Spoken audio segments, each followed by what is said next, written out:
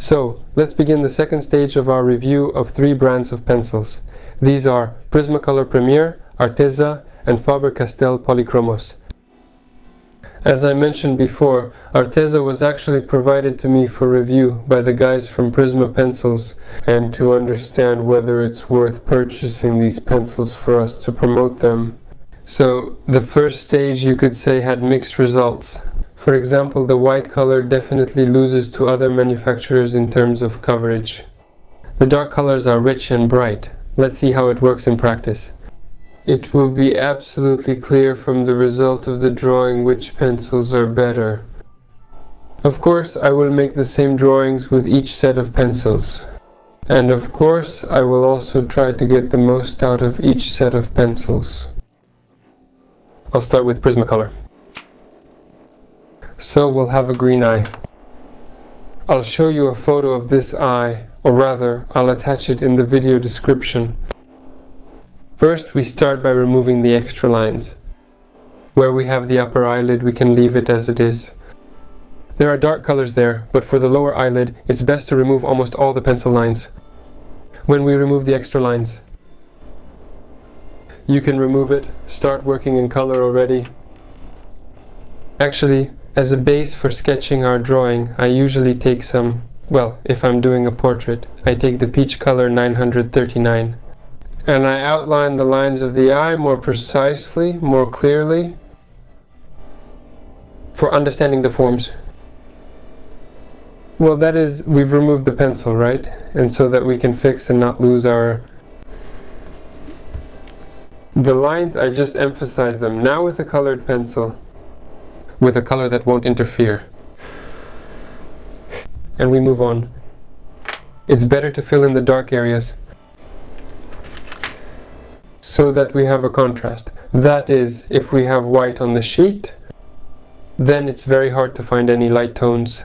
There's nothing to compare them to. Everything is light, and our eyes can make a mistake and make everything lighter than it should be. That's why we start adding dark tones. I just take black here and gradually build it up. You can start building up the pupil right away. Basically, you can also start building up the iris right away. Ours is kind of green. Let's try a few different shades of green. In this drawing, the more shades you use, the more painterly it will look. My goal here is not to create some kind of super hyperrealism, but just to mix the colors. To try to make it as vibrant as possible. That is, to build up the darks, how the paper reacts to the pencil.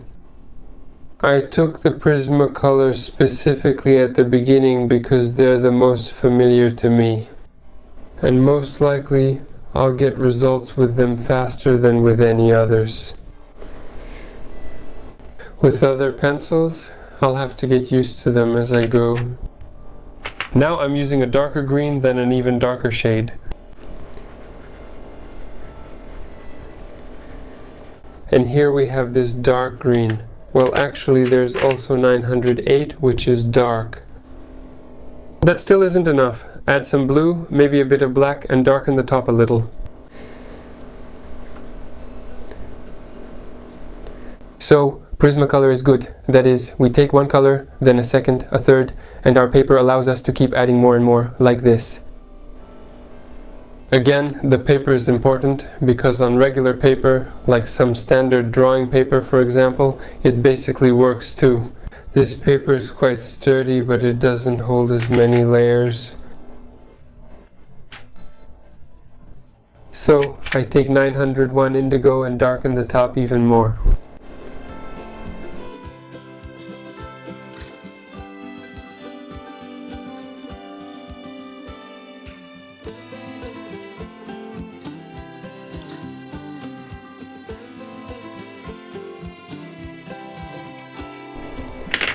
You can also darken the sides with 901 indigo.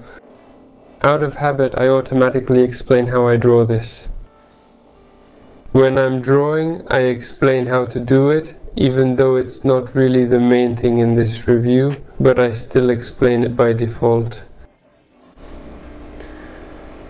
See, look how many colors I'm adding, and the paper just takes the color easily, layers well. The color is smooth, so we can keep adding and correcting for quite a long time. Next, let's move on to the lower eyelid and the eyeball. Let's carefully build up our peach color. It's lighter here, so I'll erase a bit with an eraser. And here I'll soften it a little bit too. By the way, it erases more or less okay. Well, it won't erase completely to white, but... okay, it's already gotten dirty. Alright, now let's go inside. You don't need to be afraid to darken the eyeball.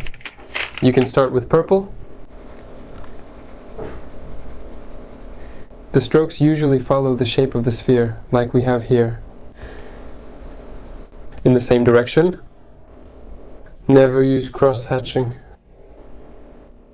And hatching works best when we change each direction, each pass, by 2 to 3 degrees. So we have one direction, and then the next one we change slightly by 2 to 3 degrees. Here, first I lay down the purple.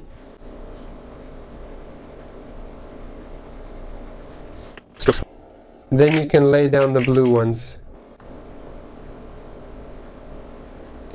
Another thing, when we're shading specifically, with small strokes the direction isn't really that complicated. They all blend into one. Now we're adding brown. Number 46 will do. And it makes our bright colors gray more gray. Dirtier. I'll add some more pink here. Pink goes more into the light. There's a little bit of it at the bottom too. Look, the downside here is that there's no gray. But we got gray anyway, naturally. We can easily mix gray by combining brown and blue. And maybe by mixing in another shade as well. Even peach. We'll get a gray color. You can even add a little bit of green here. I'm darkening the top with black. And you can even darken the eyeball a little bit with black too. Now look, we take white. You just need to clean it a little before you use it, otherwise it might mess everything up. And look how easy it is. It blends all the layers, making them even. Because of their softness, yes, we really blend it all like butter and mix all the layers together. We take the brown shade and apply it to the dark crease. I soften it a little. Look, I'm making a transition so it doesn't go into the dark so abruptly. Alright, let's build up the dark skin around it. Look, in this picture, the transition is done really well. A very dark contrasting transition from the dark eyelid to the light one. It's important to experiment with different pencils to see the results. These transitions are especially crucial in portrait drawing. And if the pencils don't blend well, it will be hard to make the transition soft and gradual. There, now I'm laying down one color, 947, the darkest one. And then I take a reddish one, 945, and start applying it. Alright, and we bring it into the light. We have a color, I forgot what it's called. We bring it into the light and you can mix it with peach. And look, everything gradually mixes together really well. Meaning it allows us to add shades. Make it lighter, make it darker. So everything is quite manageable. You can also take a bit of a cooler, bluish tone here, lay down a dark one. Again, look, it seems like the paper is already filled in, but you can easily go over it and build it up more. Let's try a bit on the eyebrow to see how it looks. We're building up the dark eyebrow again. And on top with black, we darken it even more. But the transition area also needs to be covered more densely so there are no gaps. Well, I won't do that any further. Next is the eyebrow. The point here is to give it a try. You can use a light peach shade to build up a bit of skin here. Now only the lower eyelid remains. The green one, which is a bit of a swampy color. Denser. It's dirtier there. Let's also take some brown now. So I think for our test, for checking, this quality of eye will be enough. But now I still want to add a bit more cool transitions here. Look, this is how it's done. It's also pretty easy. Here it's completely blue. Green. And then we take the white one and spread it all over. So the white here acts as a sort of blender. And in fact it makes it paler. You can even apply it right here. Pick up a little more brown. In general, you can really experiment boldly with this pencil and create very complex works in terms of color. Let's move on. The next pencils. Arteza. Actually, the next eye. Oh, and another advantage of pencils, for example, compared to pastels, is that I can run my hand over it like this. It's a little dirty, but the whole drawing stays intact, so they practically don't smudge, and that's a big advantage. There will be less mess than with pastels. Right. Next eye. Again, we start by searching. Well, first we remove the extra lines, and we draw it right away. Although we can use our peach first. Find the general lines like I did before. After the Prismacolor, it's unusual. Pretty much. But they are, yes, they're so soft. And you already have to press much harder the pupil. By the way, you can also adjust the pupil a little bit there. We pick up the dark color. We pick up the green color. With the first layer, it doesn't really differ in terms of saturation or density. As I understand, the blending will be different. Let's see. I'm taking dark green. I covered the white a little bit. Well, they erased more or less. There I used some kind of blue as well. You can take it and add it here too. Darken it some more. Blue darkens in such a cold light, and if it's brown or black, they'll smudge quite a lot like this. That's why brown, dark and black don't always work well. Well, I'm smudging it a little more. Let's continue. Okay, there are some extra greens here. Let's try adding them as well. Yeah, because they're a bit harder. Blending them isn't as easy, of course. And let's move on. We've already set the lower eyelid. We'll start doing the upper eyelid with these green ones. We're also building up the lower eyelid. And here we need to pick some nice light blue one. Here's a downside I just noticed as I picked it up. Wait, there's one turquoise here. There's no light turquoise like in Prismacolor, but if you use this one carefully, it can be light too. Well, let's grab our dark brown right away. Is it this one? No. Most likely it's this one. Here the dark brown one lacks quite a bit of darkness.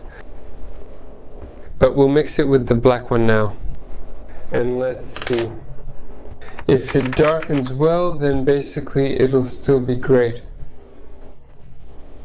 Yeah, we're already mixing and it blends well.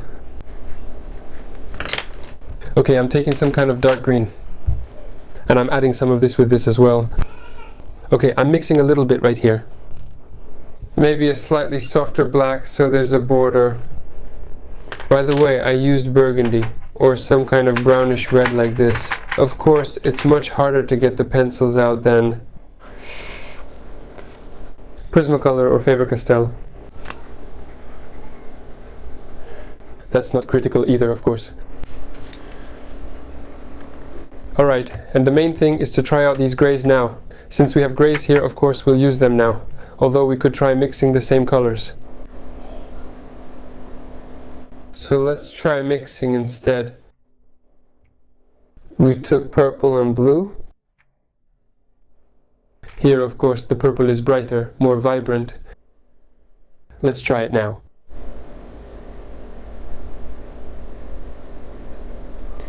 It's important for us to find out how they mix, because gray, well, basically it's good, we'll use it.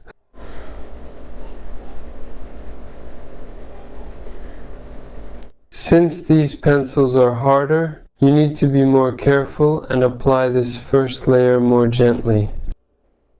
Otherwise, it'll be hard for us to even it out later.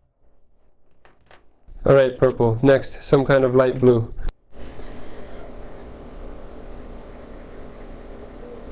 Or a more saturated blue. Brown. Basically, any brown will do. On top. I don't think it smudges much. Or maybe it's a different brown, not the same one. Yeah, this one smudges more. I'm taking the black one to smudge it up a bit more. Okay, then you can take something like the pink one. Add a little more here at the bottom. By the color of the pencil itself, I wouldn't say it's that light. It doesn't quite match. But overall it's actually very good. So you can darken the base just a little bit, now you can see it. Now I'm already trying to get closer to that kind of drawing. That is not even to the original, so that we could directly compare them. Basically, my thought for now is that maybe the pencils do a decent job, but I need to buy a different white one. Because the white one doesn't do the job. It even covers this part poorly. The white one is very hard. Well, there you go, it's more or less erased. Alright, now let's do the lower eyelid. That's pretty good, basically. Now the most interesting part is how it performs on the skin. Let's see. By the way, we can go ahead and try the grey one that we have. And at the same time, see how it mixes. Well, overall it's not bad.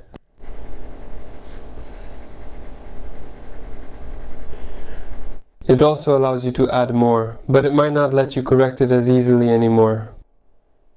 Actually, no, it more or less evens it out.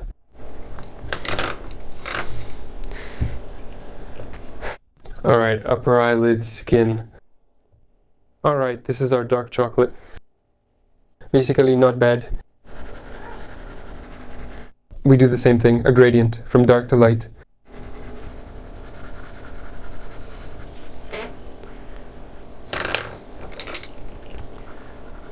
Alright, now we're moving on to other colors.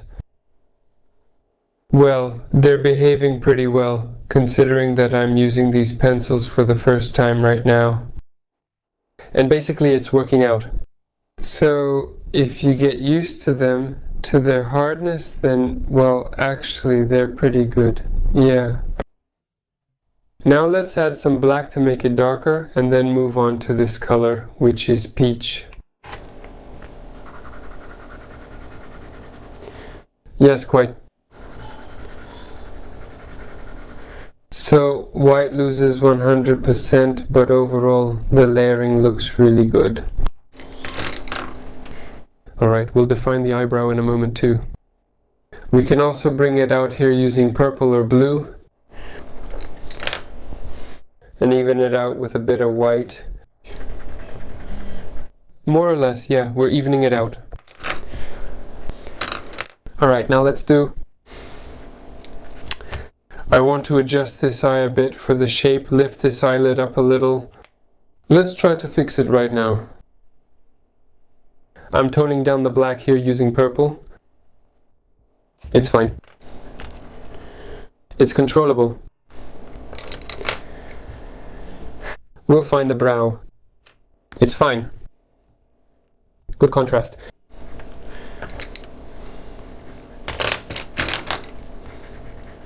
Look, here's my first test, right? The first part says that these pencils seem to lose to other brands.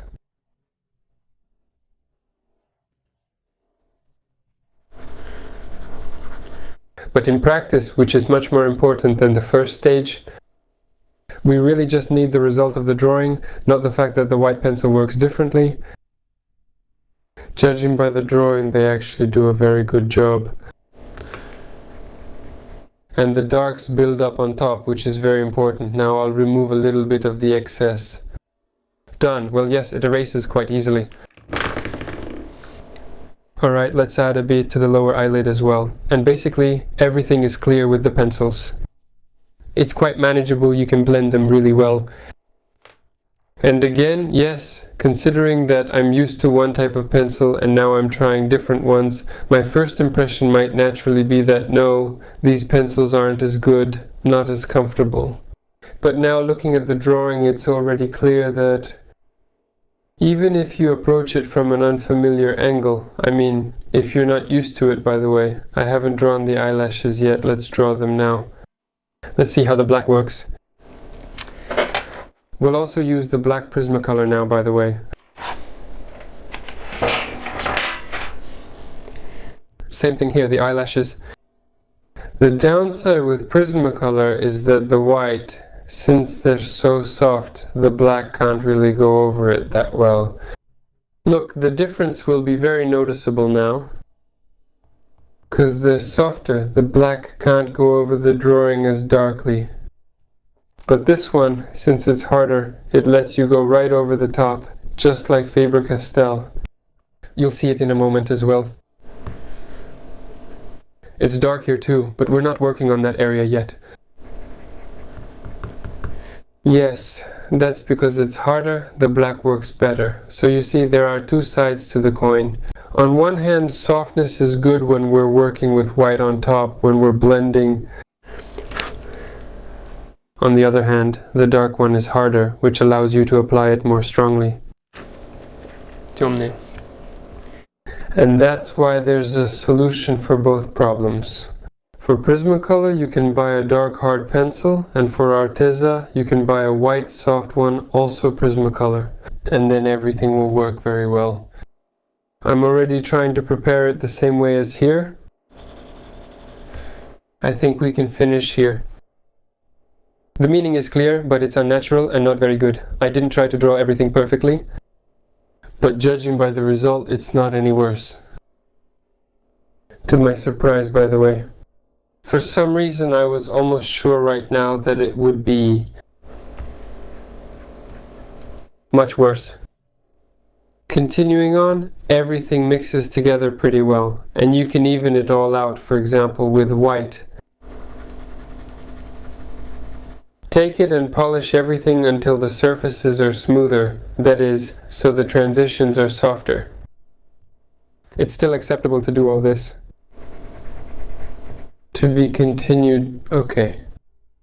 That's it for these pencils. And we have Faber-Castell left. The palette isn't that big, but basically that's not a reason for me not to do as well as with the previous ones. Because you can mix all the colors and get what you want. There aren't any super bright colors here that we can't do without. And now we'll sketch everything out with pencils. Well, my first impression of Faber-Castell is of course good. These are such precise pencils. Oh, and by the way, there's another thing. The Artezas, they're not sharpened to such a fine point. And that's why you also get the feeling that you don't have full control with them. But I didn't really sharpen them, although if you do sharpen them, of course, you'll have more control. Well, let's take the green one and get started.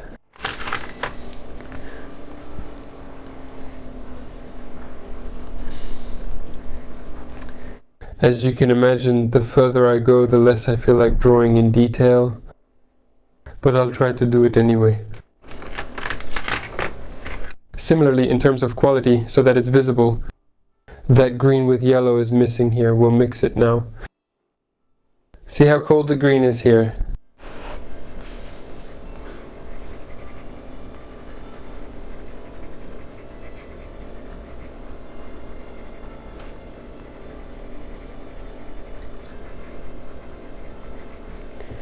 We'll mix this cold one with yellow.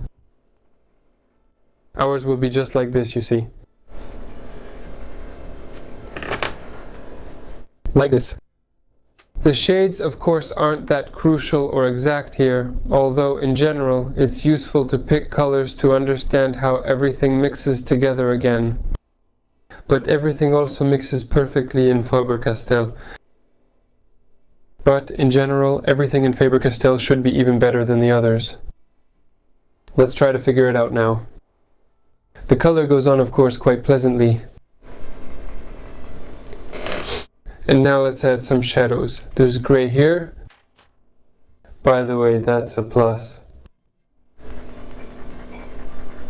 Even in such a small palette, there's gray. That's a minus for Prismacolor, because even in the set of 48, there's no gray. But again, of course, we can mix gray ourselves, but very often you just need gray. There is a Prismacolor Silva, but it's not very convenient. It doesn't blend very well. Alright, let's add some more black here for darkness so we get more depth. There we go, there we go. And a little bit right here as well. Alright, let's try to add this one just like we did with the others. Let's add some more blues here. By the way, I feel like adding some red here. At least something like this. This one is also a nice color. It's used very often. Okay, I want to put it here too. Well, alright. The black here is gorgeous, by the way. I already know that. I even specifically bought extra Faber-Castell for myself. Since they are sold individually here, the black is very rich. It covers any color underneath. When you need contrast, this is a really cool pencil. So if you have Prismacolor, I recommend you add to it. Buy a white and a black Faber-Castell. If you have Arteza, then basically the black here is also quite dark and rich. Let's add a little bit more of this color here to the lower eyelid. By the way, it's a pity there's no white. Let's try to correct it without using white. So, blending, by the way, let's see how it works. Well, basically they're similar to Arteza. They're stiffer, but you still have to blend. What do you mean? Blending is done. Now let's focus on the skin and test it.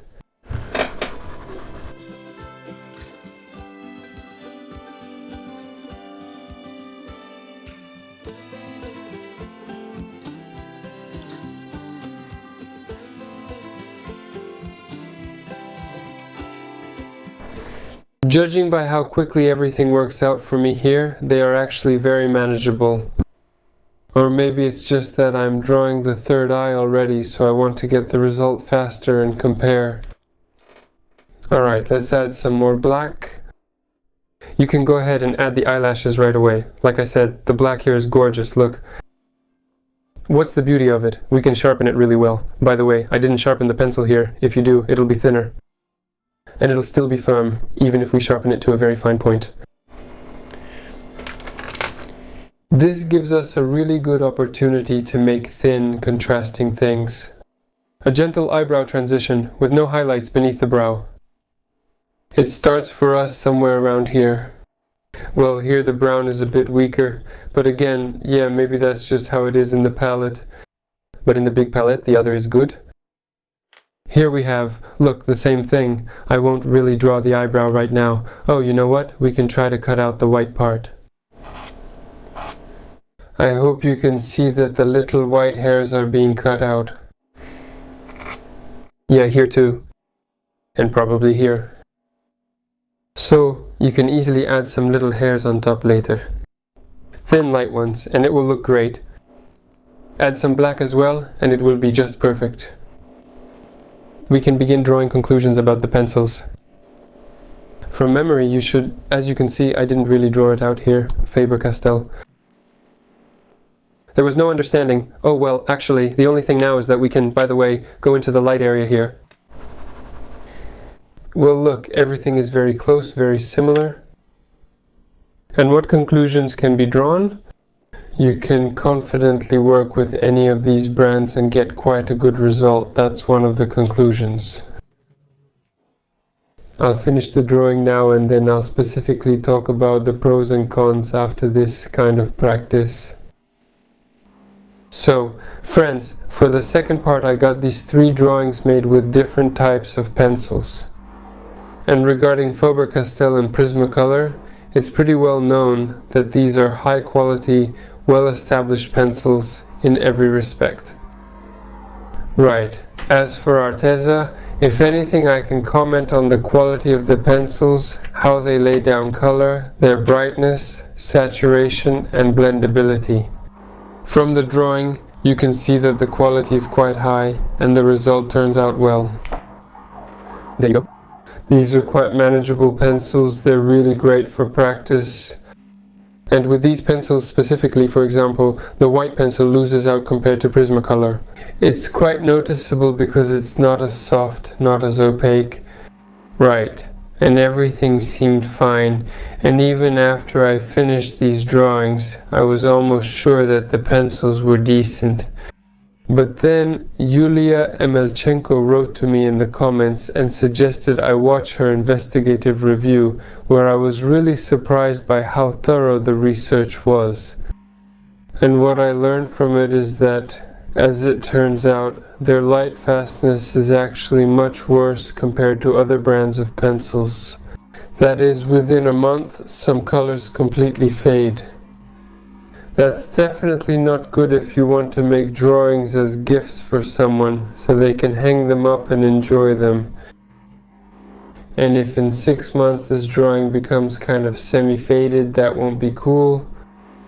So the main takeaway is that you can safely buy these pencils to learn how to draw, to get cool drawings, and for practice.